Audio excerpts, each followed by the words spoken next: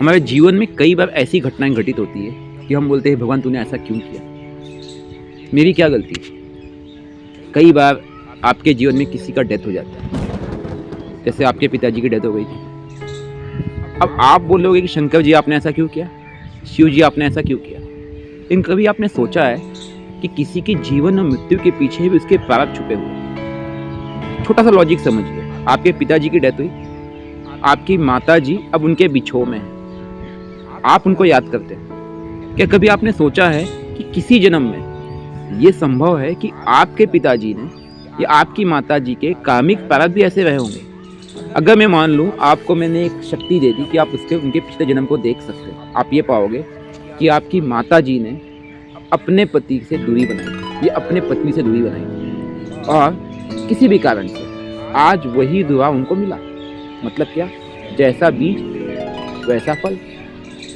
अब इसमें शंकर जी क्या करें, इसमें आपके इष्ट क्या करें। इष्ट आपको सिर्फ दिशा दे सकते हैं, आपको डायरेक्शन दे सकते हैं। अब मान लेते हैं कि चलो उन्होंने बचा भी लिया, तब क्या प्रारब्ध बदल सकते हैं? बिल्कुल नहीं बदल सकते। तब भी उनके अंदर बिछेव आता है। हो सकता है कि आपके पिताजी, क्योंकि आपके पिताजी को किडनी की प्रॉब्लम थी, उनको हेल्थ इश्यूज और सीवियर होते हैं, वो हॉस्पिटलाइज होते हैं और फिर भी वो सेपरेशन होता ही है, क्योंकि पाठ और प्रारब्ध ने लिख दिया था कि हस्बैंड वाइफ में सेपरेशन होगा। Same is with you. अगर मैं ये कहता हूँ कि आपके माँ ने किसी जन्म में एक बालक के रूप में, एक बालिका के रूप में अपने माँ बाप की नहीं सुनी थी या उनसे दुराव था, वही सेपरेशन आज उनके साथ हो रहा है, ये भी कामिक प्रारब्ध है। तो जो कामिक प्रारब्ध और कनेक्टिविटी है, ये तो हमने बोया। Every action has equal and opposite reaction, ये साइंस का लॉ है। उस लॉ को आप डिफाई कैसे करोगे, कैसे करोगे। मैं अपने जीवन की बात करूँ, मेरे जीवन में भी ऐसी बहुत सारी घटनाएं घटित हुई जब मुझे बचपन में लगता था ये अप्रिय है, लेकिन उसका जब मैं आउटकम लॉन्ग टर्म में देखता हूँ तो संसार के लिए फलित। प्रभु श्री राम का एग्जाम्पल ले लो। राजा दशरथ के एक बाण से श्रवण कुमार जी का वध हुआ था, ये उनकी डेथ हुई। वो श्राप उनके साथ मिला रहा और उनके 4 पुत्र थे, राम, लक्ष्मण, भरत, शत्रुघ्न। लेकिन जब उनकी डेथ हुई, क्या उनका एक भी पुत्र उनके साथ था? और डेथ भी कैसे हुई? राम राम करते हुए बिछो। श्राप फलित हुआ या नहीं हुआ? ऐसे ही अगर हम भीष्म पितामह की बात करें, उनको मृत्यु शैया पे कई दिनों तक क्यों रहना पड़ा था महाभारत युद्ध के दौरान? अब उनका क्या दोष है? उनके भी वही प्रारब्ध। इच्छा मृत्यु की वरदान होते हुए भी चाहे या ना चाहे उनको मृत्यु शैया झेलना ही पड़ा। तो जैसा बीज वैसा फल, साइंस का लॉ है। अब इसमें देवी देवता क्या करते हैं? अब जैसे मैं ये बरगद के पेड़ पे हूँ, यहाँ पे एक थान का वास है, एक एनर्जी है, एक पॉजिटिव एनर्जी। अब वो एनर्जी क्या है? एनर्जी मतलब देवी देवताओं का स्थान है। किसी जन्म में, क्योंकि ये बरगद का पेड़ कई सैकड़ों साल पुराना है, किसी समय पे कोई शक्ति, कोई साधु महात्मा, कोई संत, कोई ब्राह्मण यहाँ पे जप किया करते, तप किया करते। उस जप और तप का प्रभाव ये हुआ। देखिए, एक बात मैं हमेशा कहता हूँ, सपोज ये पत्थर है, इस पत्थर पे मैं अगर एक रस्सी लेके घिसना चालू करूँ कंसिस्टेंटली, और let's do it through out the day, सुबह से लेके शाम तक करते हो, आपको शाम को नजर आएगा यहाँ पे एक निशान पड़ जाएगा। अब इस निशान का बेसिस क्या है? इस निशान का बेसिस ये है, repetition of a certain work creates an energy and that energy creates an output. हम जब बोलते हैं वर्क डन, साइंस का एक कंसेप्ट है, ठीक है। वर्क डन में इनपुट चाहिए, एनर्जी का इनपुट चाहिए। ऐसे ही जब हम जप करते हैं, ये देखिए, अब इसमें 3 चीज़ों का प्रयोग किया जाता है। एक होता है तंत्र, दूसरा होता है मंत्र और तीसरा होता है यंत्र। जब मैं कहता हूँ मंत्र, मंत्र क्या है? एनर्जी को जनरेट करना। तंत्र क्या है? एनर्जी को जनरेट करना, बट एग्जिस्टिंग एनर्जी का यूसेज है बेसिकली। और यंत्र क्या है? यंत्र इज नथिंग बट एनर्जी का स्टोरेज। जैसे बिजली पैदा होती है डैम से, राइट। अब जनरेटर ने बिजली पैदा की, लेकिन उस बिजली को स्टोर कौन करता है? आपके बैटरीज हो गए, राइट। बड़े बड़े ट्रांसफार्मर आपने क्यों लगा रखे? अब उस एनर्जी का जो स्टोरेज का पार्ट है, that is the next step. But generation भी तो इम्पॉर्टेंट है। तो जनरेशन का पार्ट जो है वो है मंत्र, और तंत्र का प्रयोग है एग्जिस्टिंग एनर्जी का यूसेज। इस संसार में एनर्जी की कमी नहीं है। जैसे अभी इस बरगद के पेड़ के पास में यहाँ पे साधु महात्माओं ने, क्योंकि मुझे देवी शक्तियाँ दिखाती है कि यहाँ पे सालों पहले ब्राह्मणों ने या साधु महात्माओं ने लाखों करोड़ों जप किए। मेरे ख्याल से करोड़ों से कम नहीं होंगे। अब करोड़ों जप का मतलब है करोड़ों मंत्रों का उच्चारण। अब इन करोड़ों मंत्रों के उच्चारण के कारण यहाँ पे उस शक्ति का एक एनर्जी का यहाँ पे सोर्स बन गया। वो एनर्जी यहाँ पे आ गई, यहाँ पे आके टिक गई। अब ये एनर्जी मतलब क्या है? हाँ, आप बोलोगे देवी देवता, क्रिश्चियंस बोलेंगे जीसस, मुस्लिम बोलेंगे अल्लाह या उनके पैगंबर, और हिंदू बोलेंगे हनुमान जी, माता रानी, दुर्गा, लक्ष्मी, पार्वती, शंकर जी, विष्णु जी, इत्यादि इत्यादि इत्यादि। रामायण में लिख दिया गया है, जाकी रही भावना जैसी प्रभु मूरत देखी तीन तैसी। इसका मतलब समझिए, आपने उस शक्ति को कनेक्ट किया। अब वो शक्ति कहाँ से आती है? अब थोड़ा सा हम इसको एस्ट्रोलॉजी से लिंक करने की कोशिश करते हैं। हम लोग का जन्म कहाँ हुआ? इस धरती पे। इस धरती के चारों तरफ अगर आप देखेंगे, इस सोलर सिस्टम के आउटर ऑर्बिट में क्या है? अनगिनत तारे हैं। उन तारों में उन दैवी शक्तियों का वास होता है और उन तारों से कनेक्ट होता है। मतलब कम्युनिकेशन लैंग्वेज, अब बोलते एलियंस की भाषा।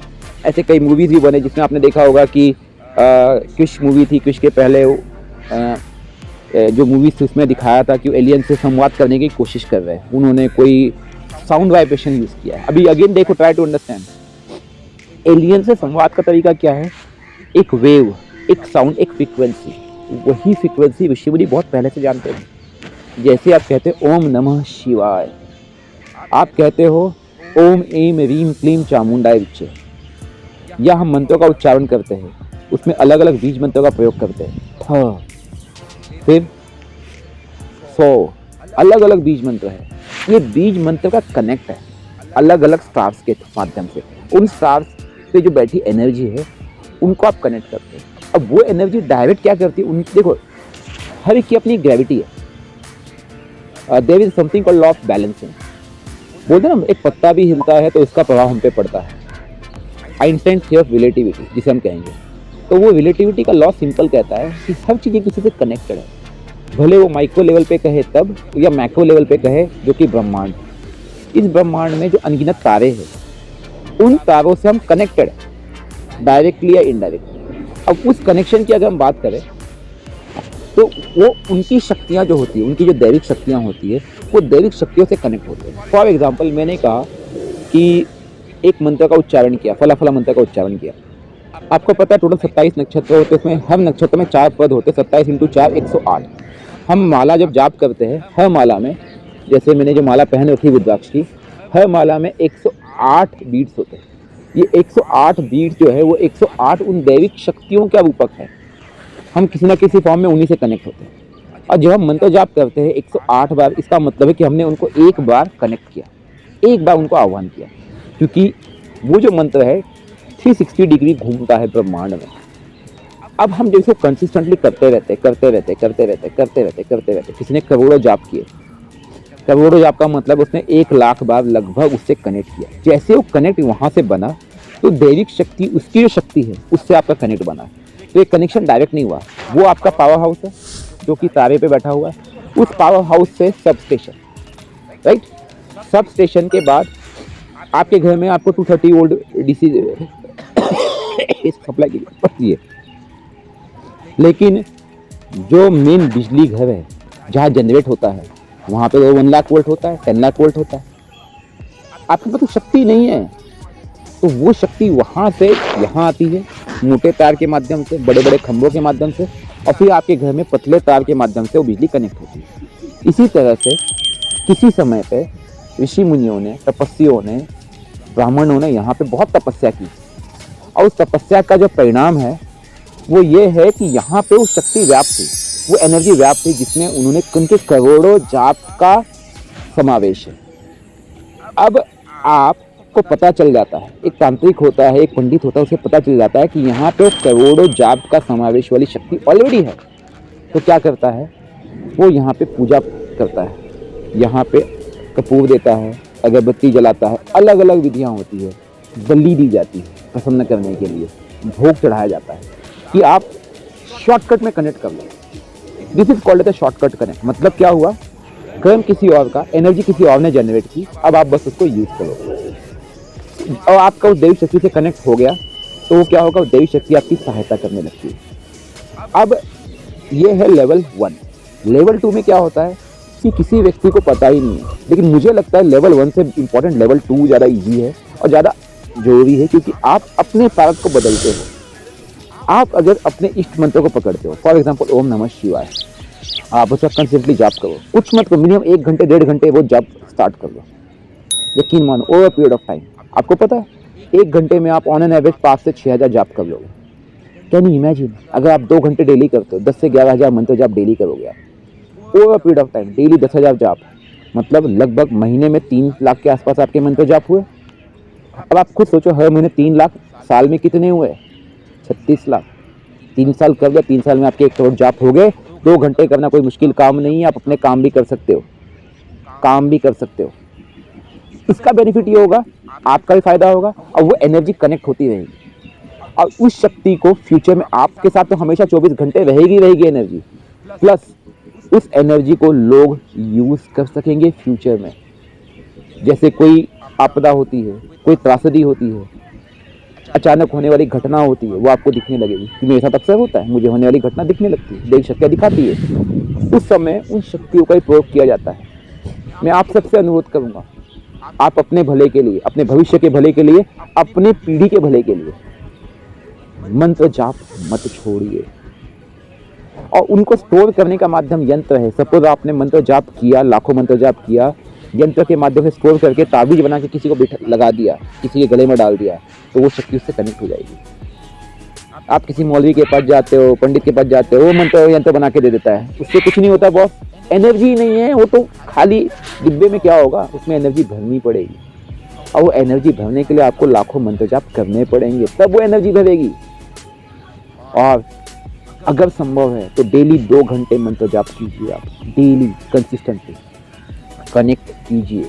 और मंत्र का माध्यम है सिर्फ कनेक्ट का मतलब स्वार्थ ना हो उसमें, निस्वार्थ। कामिक प्राप्त आपके साथ जुड़े रहेंगे, हाँ, लेकिन मंत्र के अंदर एक ऊर्जा होती है, वो आपके विकर्मों का विनाश भी करती है। ये भी आपको बता रहा हूँ, this is a positive side of the coin, ध्यान रखना।